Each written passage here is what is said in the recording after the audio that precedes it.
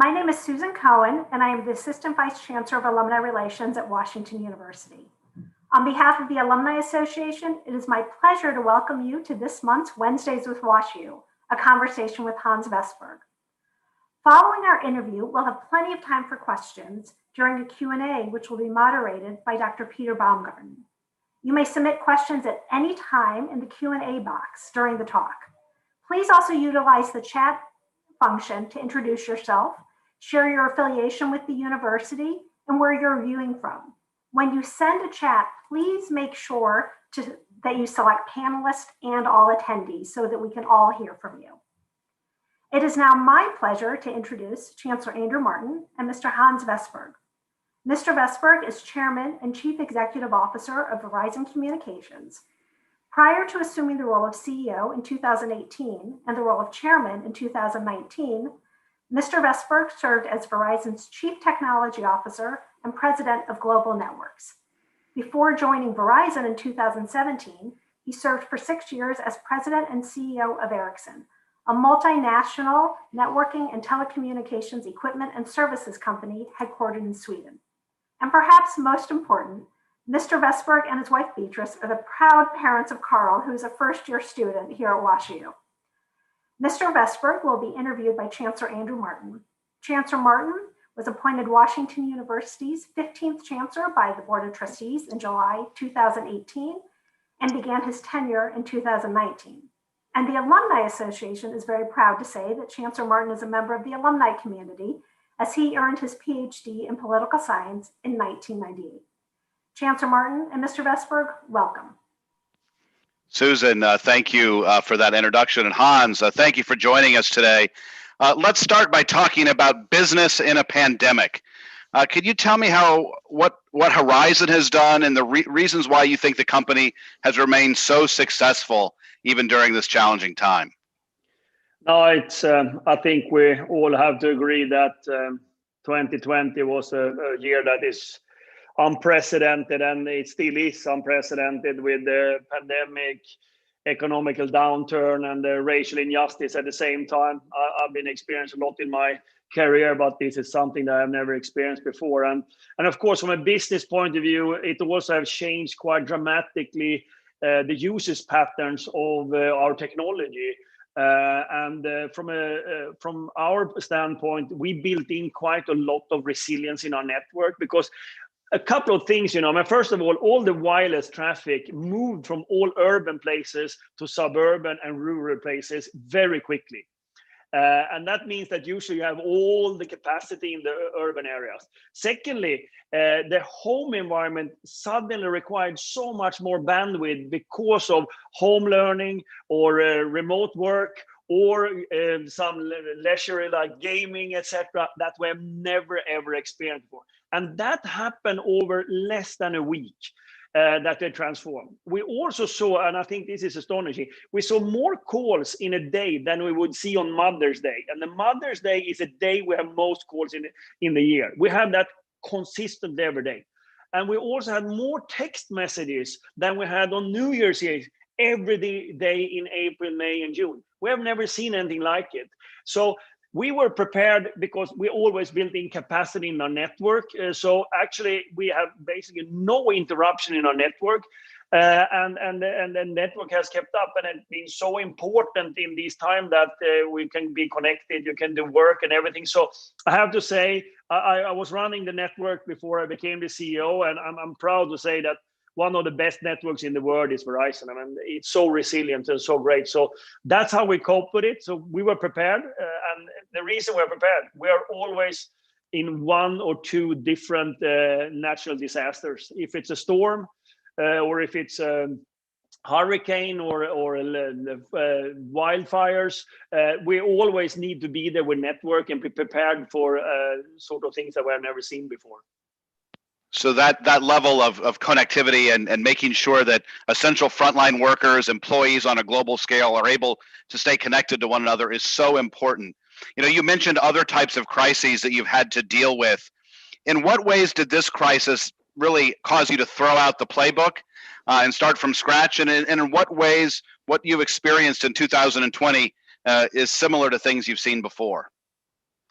I would say that majority of the playbooks that I had, we had to throw out, because either we have been experienced sort of the banking crisis in 2008 or the internet bubble in 2002, which were massive reduction of force and because the demand went down, or it has been a crisis like Sandy or things like that, when you know where it starts and ends, because the hurricane leaves sooner or later.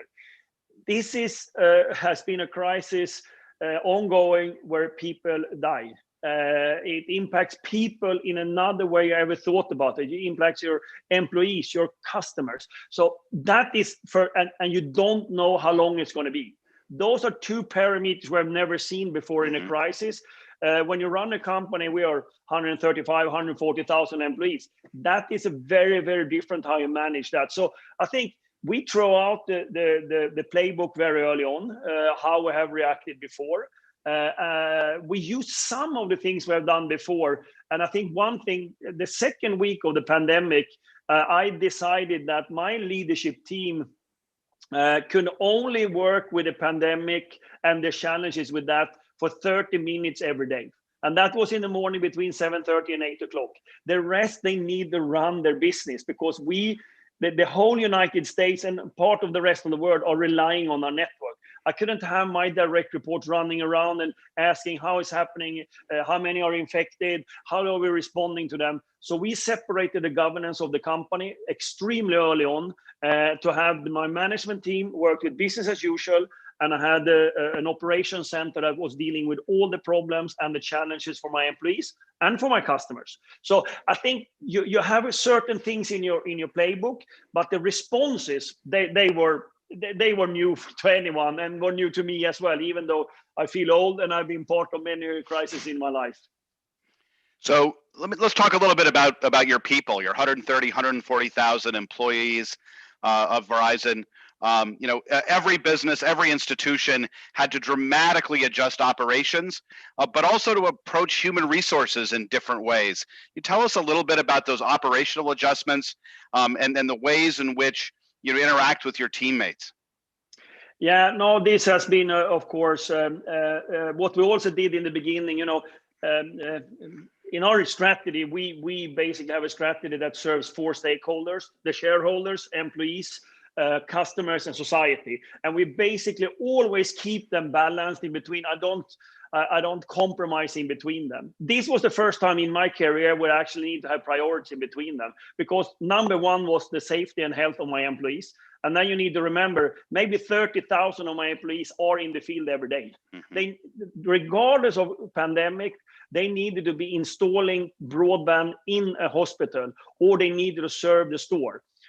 So we actually prioritize the employees first, customer second. Regardless of what decision we take right now, they need to be long-term positive for our customers. If we suffer short-term, we take it. And we took a lot of those decisions. We extended the leave, pay for leave for if you have problems with your family, for pandemic, a lot of things that we think long-term will do well. Another thing that we did, of course, we changed as our stores closed. We need to close the stores of the pandemic. We retrained 20,000 of our employees to also do customer care. So they were taking calls from customers then, because their pattern changed. We have not fired anyone in our organization due to the COVID-19 since it broke out. We retrained 20,000 of our employees instead. And we also changed the whole way we install broadband in the home. We can do it from the outside. We didn't need to go in. So we changed processes. And finally, one thing that in a large organization, I probably have 10 levels from me to the lowest level in the company. And in a crisis, it happens so much. I couldn't relay or rely on that the organization was cascading information, how we're responding, where should call. So we decided that at 12 o'clock every day to 12:30, I'm going to show up on a live webcast for all my employees. And we have done that. We still do it. I showed up for almost 6 months, 30 minutes every day. We had viewership between 80 to 120,000 employees every day that came in and listened to us. Sometimes I had nothing to say more than, hey, I'm here. I understand that is a challenge for all of us. Other days I could tell about what are new protocols, etc. Because the problem was that it's impossible to keep every updated if you don't take it from the top. Very different from how you want to run a company normally, because you want the bottom up push rather than a top down on all the communication. So I think that was some of the things we did, and I think it has been paying off well. And one of the biggest challenges you have, I had 100,000 people that can sit at home feeling fairly secure from the pandemic, and I had 30,000 people that has to be, or 40,000 that had to be in the field. That is a balance, how you convey your strategies and what is important for us as a company. But so far, and this is far from over, but so far I think we're managing it pretty well. So you shared those data about, you know, the number of texts, the number of phone calls. I mean, the enormous stress that must have put on your network. What sort of opportunities did that level of demand present? Are there any new initiatives or things you were able to speed up because of the pandemic? So we divided basically the governance in three pieces, as I said. The first one, I have an emergency operations center taking care of all the employees, all the things related to the pandemic. Then I have my management team working on business as usual. And then I also started very early on a third way, which was what type of new opportunities to serve our customers in a better way. A couple of them, and today we serve actually 30 million students with connection from home in 48 states. We didn't have that service before. We invented a new way of experience the NFL, NHL, and NBA. Because we couldn't have the viewers in the stadium. So we brought a new way of actually consuming and sharing the moments of NFL, NHL, and NBA. So a lot of new initiative that we can bring forward, and that will stay with us for a long time. We also have done at the same time. So clearly a time of innovation, at the same time keeping track of a very, very complicated situation when it comes to people and customers. So let's shift gears a little bit and look back to June of last year. You know, after the killing of George Floyd, you shared a heartfelt message about diversity, equity, and inclusion when you said, and I'll quote, "Diversity and inclusion makes us a better place." Of course, at Washington University, we wholeheartedly agree with that sentiment. Can you expand more on what that means to you and how Verizon has taken steps toward advancing racial equity? Yeah, it was, I think that, I always remind people I'm Swedish. I lived in 6 countries. I've been around the world. I've seen the strength of actually have people that are different than me in order to deliver any meaningful results. So diversity is sort of in the genes, and also accepting all type of diversities, because it leads to better decisions. I think that what happened was that it was so strong feedback from our organization. Even though I think we have done quite a lot when it comes to diversity, etc., but the feedback was so strong around this, and I needed to come out and tell everyone that we agree with you. This is not good enough. And from that moment on, I feel that regardless how much we had done in diversity, the bar just went up for us as a corporation. I could talk about we have great diversity in the management team, in the board, and all. It was not enough. We just need to lift it up. So what I did, remember, I'm coming here and I'm a little bit of a foreigner.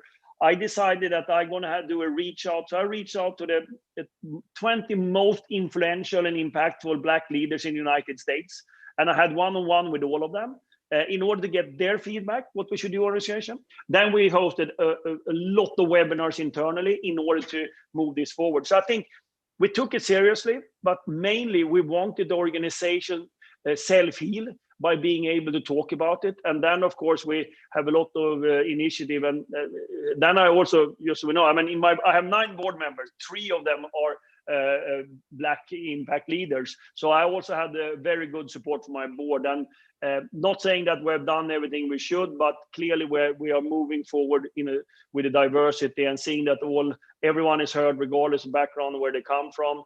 And I also part of the business roundtables in racial inclusion subcommittee for doing it for all corporations in the United States. So I think this is something important, but it's normal for me. We just need to see that we do this in the right thing, and it's more listening maybe than having all the tools and everything. We know everything. So for me, it has been a lot of listening and taking the organization with me.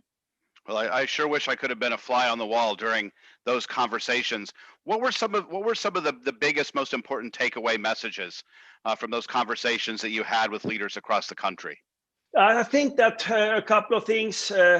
Or have you enough diverse supply chain? Are you really helping the diverse community to come into your supply? I mean, my procurement is probably 70 to 80 billion US dollars a year. And yes, we're doing it, but we can do more. Another thing was around financing. Then we worked together with Bank of America to do the first historical bond ever that was for minority-owned businesses that was just launched, and we are part of supporting. So we learned a lot of things, and together with this organization. And one last thing was, of course, the digital divide, because it hits harder on low-income families and diverse families sometimes. What can we do there? So then we started with a couple of initiatives around digital inclusion. So yeah, it was a lot of learnings.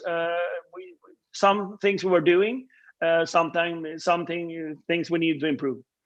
So let me ask you a question about 5G. 5G is, it's becoming ubiquitous, is rolling out before the pandemic, is sort of accelerating through the pandemic and beyond.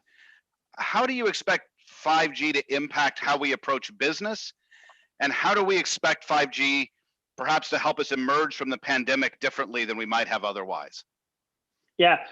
So one thing you need to think about is that from 1G to 4G, it was basically a consumer product. You took your old phone and you made it mobile, and suddenly you can also stream services on. That was 1G to 4G, fantastic sort of a development. When we designed 5G, which was, of course, my previous company was part of that, we thought about how can we impact industries and society with a wireless technology. So suddenly it comes a lot of new requirements, sort of low lag time, latency in the network, enormous throughputs is needed, managing many devices at the same time, not only people. So sometimes when we start with 5G, we need to understand that was the design. And I'll give you two examples to understand. One example is that in the future, all drone deliveries, which will happen, will be managed by 5G networks. The 5G networks can manage so many different devices at the same time. So they and on that altitude where drones are going, they will manage it. The satellite system for aircrafts cannot handle it. So that is one thing. Another thing would be that if you think about robotics today, that is wireless or whatever, that is usually have cables in it. It's very clunky. In the future, I'm going to take out all the compute and storage from that robotics, and actually it's going to run on 5G, and it's going to be 20% of the cost that you have today because you can take out all That's two use cases just quickly.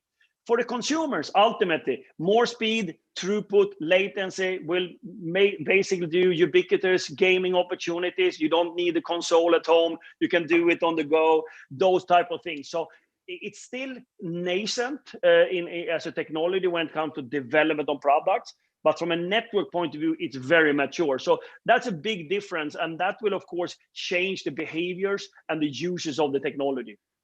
Mm-hmm. So this has been I would say a complicated time in our global political economy. You're on the board of the UN Foundation. What role do you think that technology is going to play in solving some of the world's biggest challenges? Yeah, so I started already 2007-8 to work with the Millennium Development Goal. That was the precursors to the Sustainable Development Goals that the world has agreed upon since 2015. And I learned that technology has an enormous impact. By being connected, you can actually start being part of our society.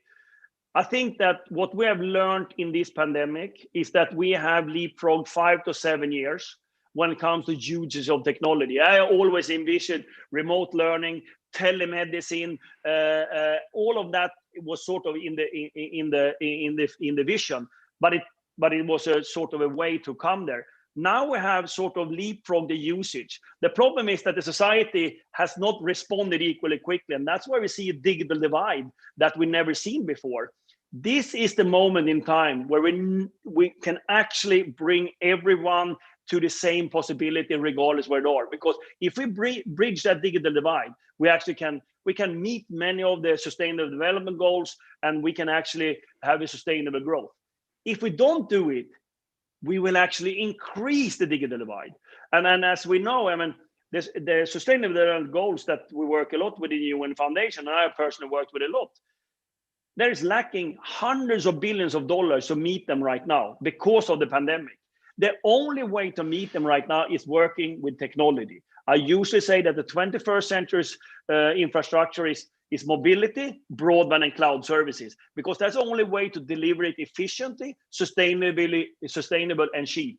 And I'm working with that, and I actually have been trying to get the goal 18 with the UN, which should be mobility, broadband, and cloud for every country in the world. I didn't succeed, but I don't give up. So you stay tuned, because I'm probably going to launch something big tomorrow. So just follow me, you're going to see. Well, that's great. I mean, higher education, we're sort of we have a caricature as we're the slowest moving, most conservative organizations on the planet. And that very well may be true. But we were also leveraging technology, really able to make a generation worth of change in about a month. Yes, in terms of exactly. how we provide education, how we do research, and at the medical school, how we treat our patients. And it's been fascinating to see. But your point about that growing digital divide, if we're not able to step up, and whether that's likely government and industry working in partnership, right, we're going to see disparities get amplified. And you're that's right. something that's not the right thing to do. No, and we just produced a white paper for the administration about digital divide in the US. And just to understand, I divide the problem in three: accessibility to broadband, affordability, and usability. I mean, accessibility, that's sort of the private sector need to build out more in rural areas and all of that. I think we're doing everything, new solutions. Affordability is sort of a combination of public-private. Usability comes down a lot to guys like you, because we need curriculum that is digital, we need healthcare that is digital, because it's useless to have the broadband if you cannot use it. I like Netflix, but that's not what we're building it for in the digital divide. It's actually for social usage, so we get everybody having the same chance. All right, I'm going to conclude with a lighthearted question. Tell me about getting started playing handball. And do you still have time to play? No, this is a European sport. So the team handball is an Olympic sport, which I played in my youth, and I played quite long up in my adult years as well. And I'm too old for it.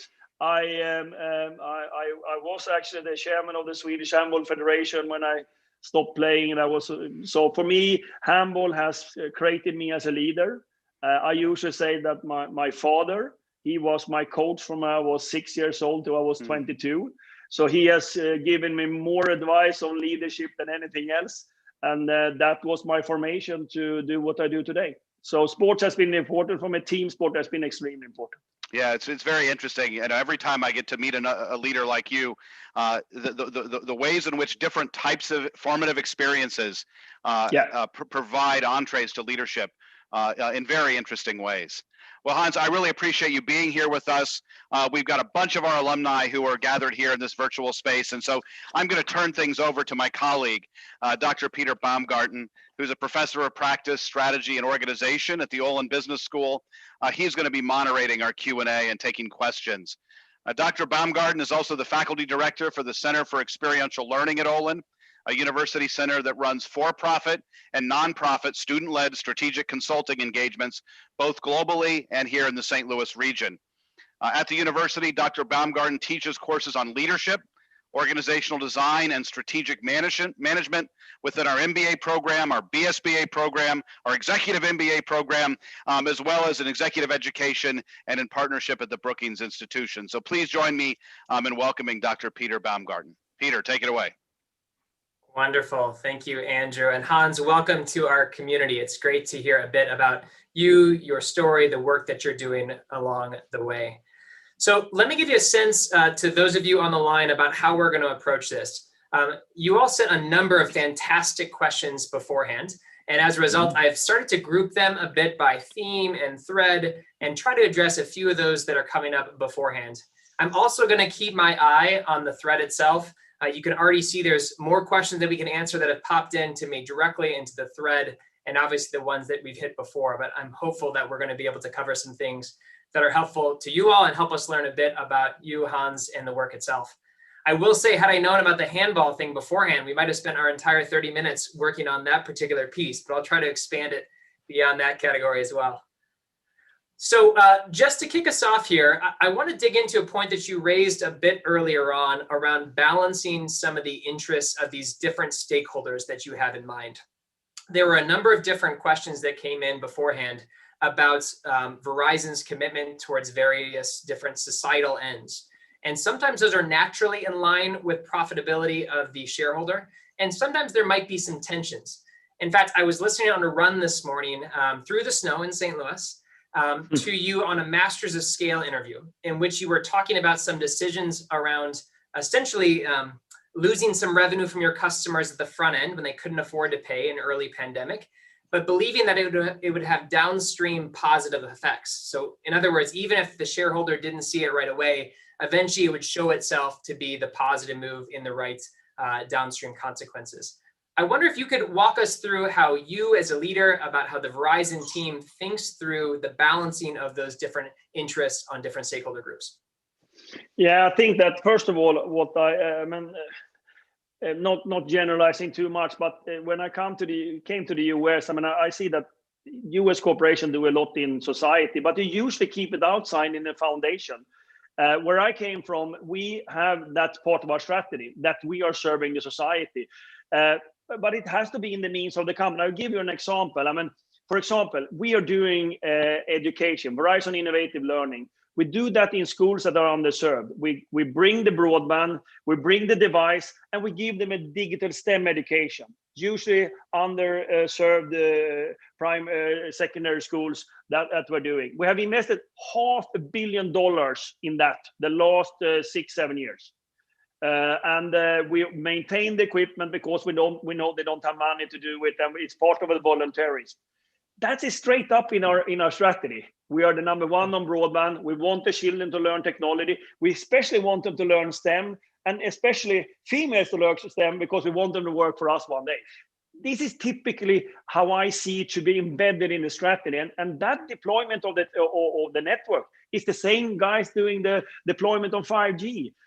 The ones that are serving and doing volunteerism on the school to keep up the technology is my employees, and they can count these hours towards a bank of hours we give them every year, but we only give them for things that is I love part of our strategy for society. I love if they go to soup kitchen and support them, but that's not what they're going to get counted. It's not part of my society ambition.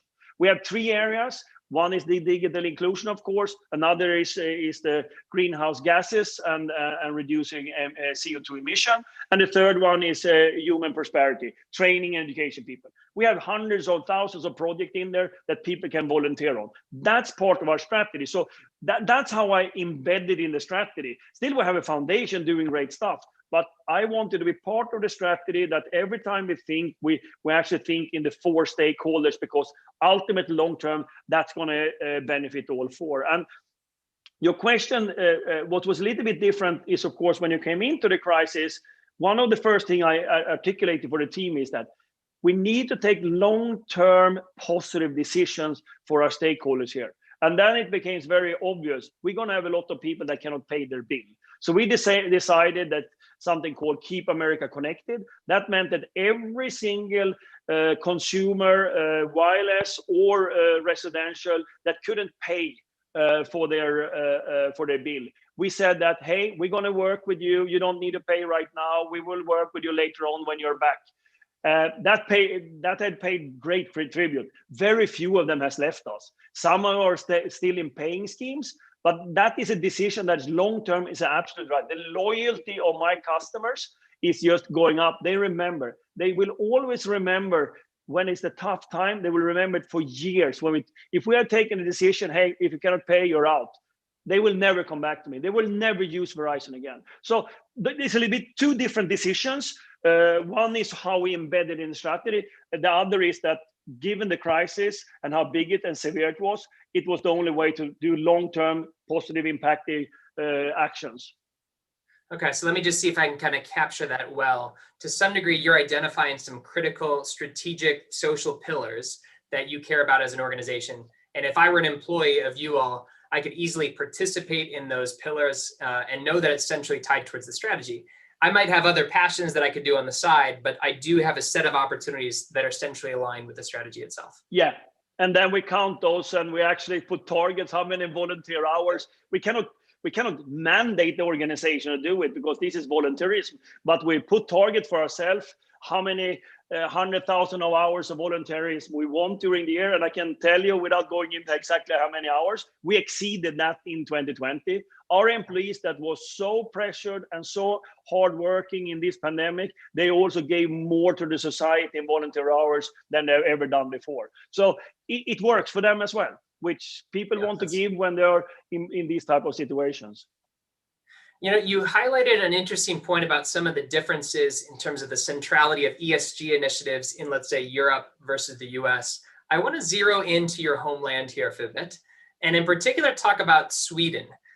So some people may not know this, but as recent as 2016, Stockholm actually produced the highest number of unicorns per capita when compared to many other global cities. It's a city that has Skype, Spotify, Minecraft, Candy Crush, etc., that have come out of this particular area. I just listened to an interview recently with the CEO of Spotify, who is wrestling with these same questions about how we build this in. So I'm curious what you think those of us stateside, those of us in Silicon Valley might be able to learn from the approach to innovation that happens in Stockholm and Sweden more broadly, and how it might flip. What might be the lessons that they might take from the things that you see inside the Valley and beyond here? Yeah, it's very different type of cultures. Of course, I mean, the company I worked for was multinational, an international company. Ericsson had employees in 180 countries. You couldn't even say you were Swedish. But what is, of course, embedded in the society that the technology literacy in the country was extremely very early on. You might remember that Sweden gave computers to all their citizens during the 80s, and you can actually get a loan to get the computer. So of course, people are very digital literal, and the government is very involved in innovation. And then of course the whole sort of society and the university and everything is sort of a public good. It's for free to go to university in Sweden. So they have created that model in order to see that you bring it into to business. And I think that idea from the beginning has been important. And then, of course, that everyone is equal in Sweden. It's a very egalitarian society. Everybody is the same. I think that has brought out something called teamwork. Nobody is more worth than anybody else. And that's something we need to learn on this side. I think from the US side, I think the sharpness and the toughness in businesses is very good here to bring to that. And I think that combination, what's doing it, and even Daniel Ek at Spotify, which is a good friend of mine, I mean, they are a global international company, which have an American and Swedish culture. And I think that is the best model. So there were also a set of questions really tied towards data privacy, content regulation, so on and so forth. We tend to hear this quite a bit in the context of the platform. So what should Facebook do? What should Twitter do? How should they think about the privacy of our particular data? We have a couple comments. Gary had a comment out there that was dealing with the role of regulation itself. I'm curious how you all at Verizon tend to think about the regulation story. In other words, what's the role of the infrastructure in playing with games of regulation as well? Now you need to remember that I own all the Yahoo assets as well. So I actually own Yahoo. I have all the assets at Yahoo and AOL. So I can tell you the story. When I started and we decided for some large transformation of the company, one transformation was that we want one brand value. That's trust and innovation. And we had just years before I joined both Yahoo and AOL and a lot of other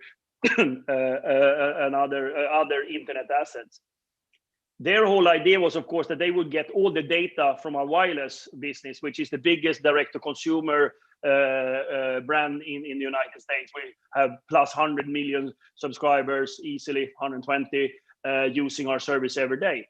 But if you're going to have trust and innovation as your brand values for everything you do, it was impossible. So we actually had to write off all the acquisition we had done on Yahoo and AOL. And we need to go back to the drawing board and say, what do we do with these assets if trust and innovation? Because we couldn't have user content defined. We couldn't have third-party data followed in order to do advertising. How will we do it? So we have redone the whole model for, I think, let's see, for 8 quarters, I have been declining business 10-15%. And the fourth quarter this year, for the first time ever since we acquired Yahoo, we were growing 11%. So it works. But you need to have brand values that you have decided for, and you need to be disciplined. We also decided that everybody works for Verizon, so the Yahoo brands are working in Verizon Media Group, so everybody wanted to be there. So a lot of changes, but it decides what type of brand value you want to be perceived for. We decided trust and innovation. If you're a platform guys, you want to have trust and innovation, but on a totally different level, because your business model is actually monetizing the data from the people you do. Our is the opposite. We want to keep the data with you. We don't want to monetize it. So it's very different where we come from. That doesn't mean I don't work with Apple, Google, Amazon, Facebook every day. And we find our ways to work, but we have two totally different business models and how we monetize. Yeah. So I want to stay in this ecosystem. It's an especially interesting ecosystem because you're seeing combinations across vertical lines and horizontal lines. But in particular, we've heard quite a bit about some changing attitudes towards Huawei, and in particular, some of the tech that's involved. Now, one of the interesting things from my perspective is it seems like along many of those areas, on the chip and some of the hardware areas, the US has not necessarily been a leader, right? Huawei has been doing a great job in regards to some of their technology. And so I wonder your particular perspective on how the US might need to best upgrade their infrastructure, whether or not they need to do it at the level of phones, or whether it does require this level of global collaboration in order to drive those outcomes. It's a good question. It's a little bit complicated. As I'm only the best for you, Hans. Only the best. You got to mine the insights. Yeah, I don't know. I think that the important thing, what I think that the general public and many people don't know, when you do a technology like 5G, all competitors come together and they share the best patents for it. It's a unique industry. It's a reason why you can take your phone and you can fly to any country in the world and it would work. This industry, telecom industry, decided from the beginning, in order to get the scale of mobility. Remember, there was something called 1G. Every country had their own sort of technology. The prediction was that probably 10 million people on Earth could have a mobile phone because of the cost. In the second generation, GSM, for example, everybody came together and you share your pattern. So sometimes it's a little bit strange to say that Huawei is ahead of anybody else. They use the same technology and the same standards that they have agreed with Nokia, with Ericsson, with Samsung that is doing infrastructure. All have exactly the same spec. There's no difference, which is an interesting illusion that people don't understand. So that's number one. And the number two, when it comes to US, you're right. I mean, US basically bankrupt, Lucent, Motorola left the industry. So everybody left the industry. No, it's only Qualcomm that invests basically in 5G in the United States at the moment. So of course, somehow, if you think about the 21st century's infrastructure, which is mobility, broadband, and cloud, US is leading clearly in cloud. Mobility and broadband went somewhere else. That's true, but it doesn't say that China is ahead or something like that. I think actually US is ahead when it comes to 5G, clearly ahead on the deployment, on the technology in many ways. So it's more that there's not enough research and development in the US around next year. Like 6G, for example. Who is researching on 6G in the US at the moment? I can tell you there is a cluster in Stockholm, one in Helsinki, and one in Shenzhen, and one in Seoul that is spending hours on it already now with thousands of engineers. Sounds like there's an opportunity for WashU's engineering department to take the lead. Yeah, definitely. So there were a few more questions digging into how you think about designing this organization. I'm a organization design guy, so I found this especially interesting as well. And so in particular, you talked about designing these three different groups, these three different areas of focus: pandemic response, business as usual, and an eye towards the future, with various different words. I want to imagine a situation when you're convening those groups together and they all have brilliant ideas that they are bringing forward, but you are constrained around resources. You can't pursue all their ambitions in full force. How do you think about weighting those three different priorities? And does it vary over time? Is it different when it was April 2020 than it would be April 2021? How are you weighting those different groups? Yeah, it would be. We dynamically do resource and capital allocation. This is one of the most complicated things you have, and especially when you're long in infrastructure as we are. I mean, you don't start 5G and then next week you say, hey, we don't do 5G. It's a journey over years that you invest. We invest somewhere around $18 billion a year in our network. So, but that's just part of the answer, because I need the resource and capital allocate towards the areas where I see it has the most value for our customers. So it's not enough that I have the money. I need to have the resources and the people with it as well. So this is one of the most complex things you have in long-term resource organizations, that you don't only put in the capital, you actually have people and resources and partners that can do the whole. And that I think we spend a lot of time on, and we pivot during the year. I mean, in the 18 billion we spend a year in average, which I spent also 3 years ago. I spent guiding this year as well. What is inside the 18 billion is enormously different what I spend on the money. What is included there. So we pivot basically yearly towards our business targets, together with the resource allocation we're doing and the workforce planning we're doing. So it hangs together all the way. That's great. That's great. So I want to dig in a little bit more towards the future of work. I read that you spend a lot of time learning from other CEOs, other leaders. Again, as a person who spends time thinking about organizations quite a bit, I've been wondering what's going to happen in regards to this blend of work from home and work in the office. I would imagine from your perspective, there's some unique angles there, because you have to think about it in the context of Verizon, but obviously there's going to be different sorts of data needs if you have people essentially at home in other companies. What are some of the trends you're hearing in regards to what companies might be doing in regards to their approach towards work, employee work moving forward, and what might it imply for you all in regards to your own strategy? It has evolved a lot, I have to say. I think in the beginning of the pandemic, when I talked to all the CEOs, we serve 98% of the Fortune 500 with technology, so we would have the chance to talk to all of them. In the beginning, many of them sort of said, I mean, this is going to be great. We can have people working from all the time. After a while, both us and others heard from our employees that maybe that is not the best way to do it.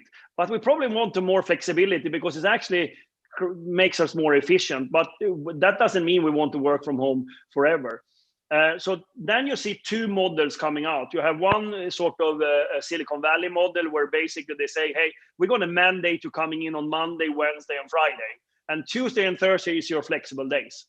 Then you have another model, which is a little bit more decentralized, where companies say that, hey, we're going to have you task oriented. This type of work, so this type of meetings, you need to be in the office. All others is up to you and your leader to do it. So we're going to see a little bit different models. And then you have, I wouldn't cluster them to be too tough, but you have the banks, which basically said, hey, you need to come in. We start working now. You're here in the office. So you have three different models. I think we are on the last one, where we're going to be more task oriented and telling which day you're going to come in, and saying that, hey, these tasks, we want you to be in the office because it's beneficial for your colleagues and for the overall output.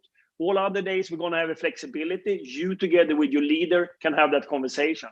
But as said, this has been fluid. If you had asked me 6 months ago, I had another impact or another feedback from our organization and other leaders. And I wouldn't say far away, but it's still probably some 6 to 9 months before I'm going to bring the employees back to office. I have some in the office right now that needs to be in office, but in general, when I'm going to say, hey, you can come every day. Right now we have a rotation. So basically I can come into office every 4th week. That's how I can do it. I can come in every 4th week and can be there, certain protocol and all of that. Yeah, it's interesting to think about certain types of roles where it's easier to do that remote collaboration, and then certain types of tasks or even ways of thinking that do require that in-person dynamic. I think it was Nick Bloom, a Stanford economist, who has essentially made the case that short-run productivity he doesn't think will dip. But when we deal with the longer run, when we're dealing with non-linear thinking and coming up with big innovative ideas, sometimes we do need that whiteboard and the physical space and being able to bump into people around the water cooler to talk through certain ideas. I think the creativity and the face-to-face, even though, you believe that you have better control when people are in the office because you can see them. I don't think that's true. So it's not about the control, it's more about the innovation and creativity. But it's also that I think the worst thing that can happen is that you have no difference between your work life and your home life. Right now, it's just fluid. I don't think that is healthy over time, that you cannot feel that, hey, I've done my work, I'll come home right now, I can spend here time. Right now, many people, they don't see the difference. I continue to work here. It's 7 o'clock, okay, I go out of this room, but I'm in the same room. So I think that can create a lot of mental health issues over time as well. So just having that change between, I'm actually in an environment where I work right now, I think that's going to be important. And so I agree with the professor that short term, this is not an issue. Long term, it might be if we don't do it in the right way. Yeah, there's been some interesting research actually about the idea of commutes. So obviously we know that when commutes are especially long, happiness tends to dip. But when you have the ability to leave your house, go to an office, and maybe it's for me, a 10-minute walk into campus or a 15-minute drive, there's something symbolically that changes about the hats that we wear that I think can make it easier to do our work, as well as perhaps easier to be a spouse, a parent, all the other roles that we might play over time. All right, so I'm going to get a little bit more micro here for a bit. There were a few questions that came in beforehand, and I see a few in the chat as well, about your particular approach to leadership. So I was, again, listening to this interview with you somewhat recently, and you spent time talking about how structured your days tend to be, but also at the same point, how you tend to structure in these more open-ended, learning-oriented pieces. So talking to the 98% of the Fortune 500 that uses Verizon over time. I wonder if you can speak a little bit to the types of principles in the way that you apply your own time management, and which ones might be broadly applicable to the group here, knowing that some people are more structured, obviously, some people less so, but where do you see themes and threads in your current approach, or maybe even idealized future approach, that could be relevant to this group?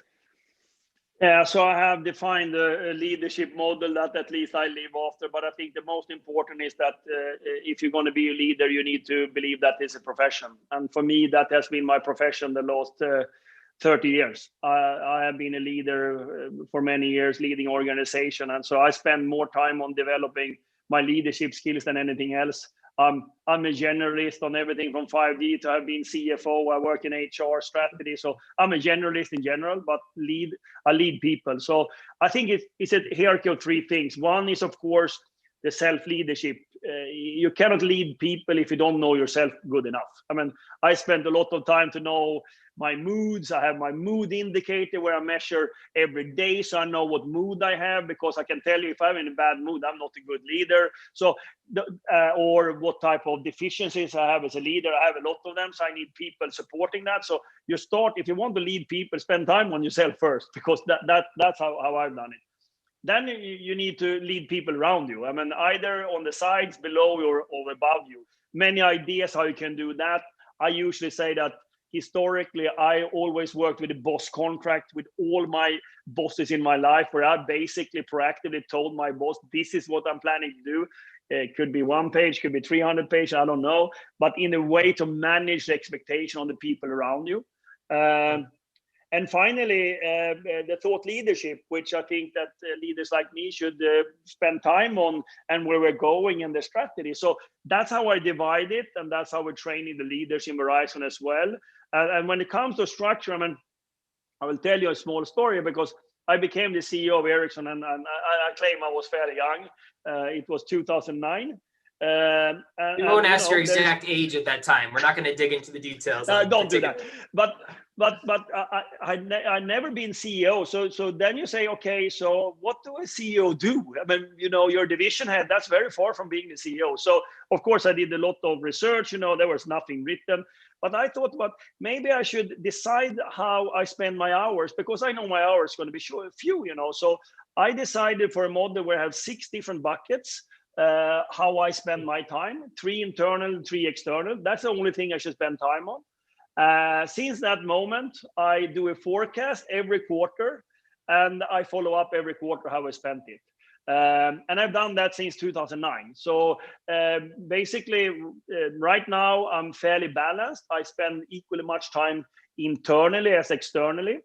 I would say, and then I have a fairly good balance between customers and shareholders, little less on media, and internally a lot on strategy, talent, and then governance. And I usually say I never spend more than 25% on governance, board meetings, and leading my staff. I don't think that if I spend more on that, we have another problem in the organization. So, but it can dynamically be different between quarters and years. When I became the CEO, I think I spent 70% internally. On these buckets, talents, strategy, and governance.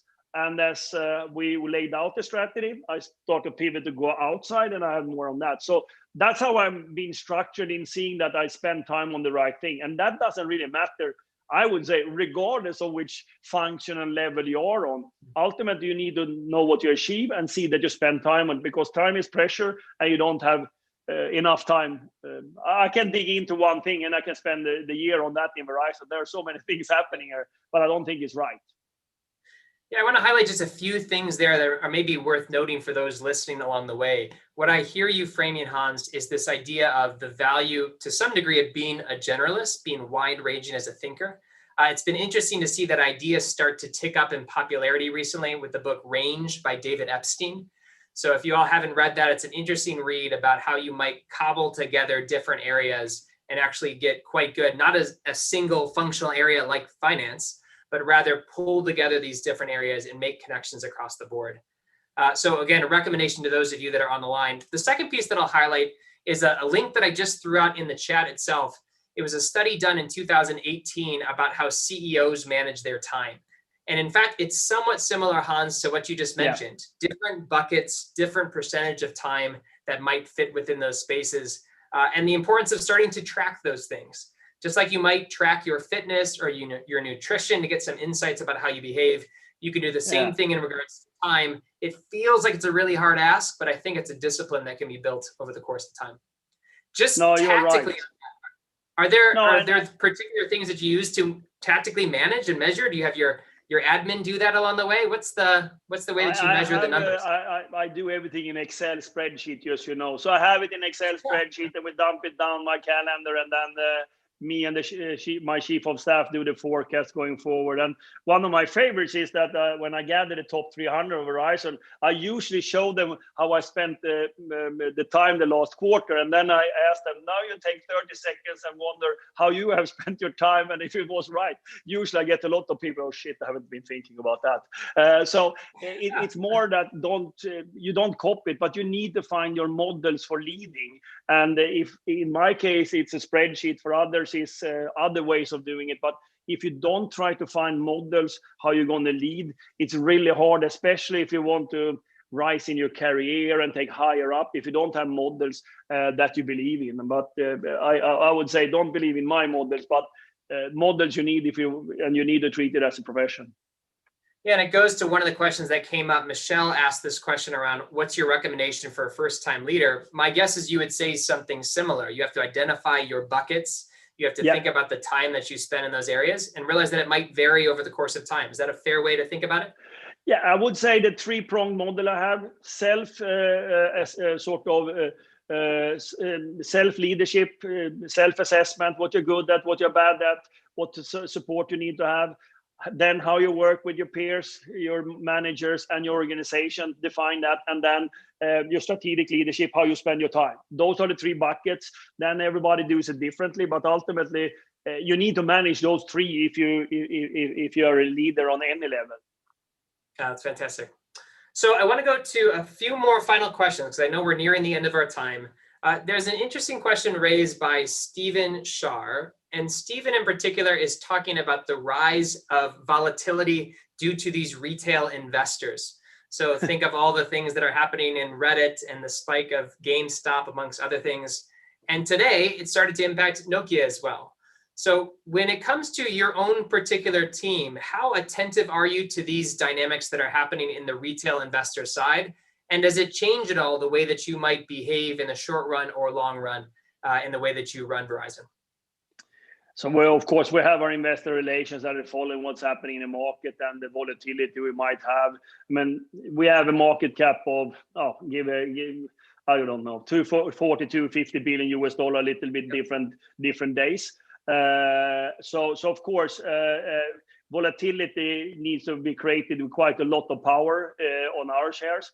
But of course, I've seen and follow what's happening now with retail and the volatility you see in shares. But it's something we're following. But usually when you emerge from a sort of an economy downturn, that's what I've seen, you always see new ways of dealing with the market. I think this is a new way you see how to deal with the market as well. So a little bit too early to me to judge where it's going, but we would follow everything that the volatility would have on the share and the ownership of it to understand what type of things are out there. Okay, fantastic. Well, I want to end with one final question. We have a group of people, many of whom are parents of various different WashU students, including yourself here joining us on the line. I'm curious to some degree what being a parent has taught you about leading an organization like Verizon, and the opposite. What has been a leader of a large-scale organization taught you at all about leading as a parent? Oh my God, that question. We'll make sure this is recorded for your children, and so they can see. But no, I think that what I've learned from my family and the children is, of course, is how you need to listen equally much as you speak. Maybe I'm not the best on that one, but I think that you bring wherever you are, and I think that's a very important learning. From a business point of view and what you bring from the company, I think that ultimately your family members, of course, understand what you're doing and of course, get some feedback and perception what is important values. I think you bring values from how you lead in the company, that values you bring back home as well. I think that's at least how I do it. I'm not sure that's a great learning, but that's how I do it. Yeah, well, that's fantastic. One final follow-up on that. You say that you're quite precise in regards to how you track your working life and the behaviors there. Do you do the same sort of tracking or measurement or key metrics when it comes to home life, personal life, etc.? Does the quantified self apply to all aspects of Hans? Yeah, I would. I think that since 2008 or 7, I measure every training I do, so I know how much I train. I have also over time, as I knew that when you have a job like this and my previous job, there's so many great things happening, but it's also challenging every day. So I decided that I write a little bit every day, and I've done that also since 2009, in order to capture what has happened, both the positive and negative, because you tend to forget everything that is good, and you tend to remember everything that was bad. So that I have done as well. So I have quite a lot of documents or documentation over the last 15 years, basically, that I captured, which I've never read, but someday I'm going to go back and read it. Well, Hans, we hope that this made it onto your list of a highlight for today. You're going to be there, I promise you. That's good. Well, it certainly made my list in particular. This has been a real pleasure. I am a WashU alum as well as a WashU professor, so I love these particular events, the way they pull together our families and get us into the right types of conversation moving forward. So I'm going to kick it back over to my colleague Susan to conclude us here. But Hans, once again, thanks for your time. It really was great to learn a bit from you about this particular interesting sector and the leadership you take. Thank you very much. I will add my thanks as well. Peter, thanks to you for facilitating the Q&A, and of course to Chancellor Martin for joining us this afternoon. And Hans, we are so glad that you and your son and wife are a member of the Washington University family. I look forward to meeting you in person one day when everyone is back on campus. In the meantime, please, we hope everyone enjoyed this presentation today. We also ask you to mark your calendar for our next Wednesdays with WashU, going along the same thing as technology. We'll be featuring David Stewart, who is founder and chairman of Worldwide Technology, and that will be on February 24th. This event will be available on YouTube, so please feel free to watch it again and share it with fellow alumni. Thank you all and have a good evening.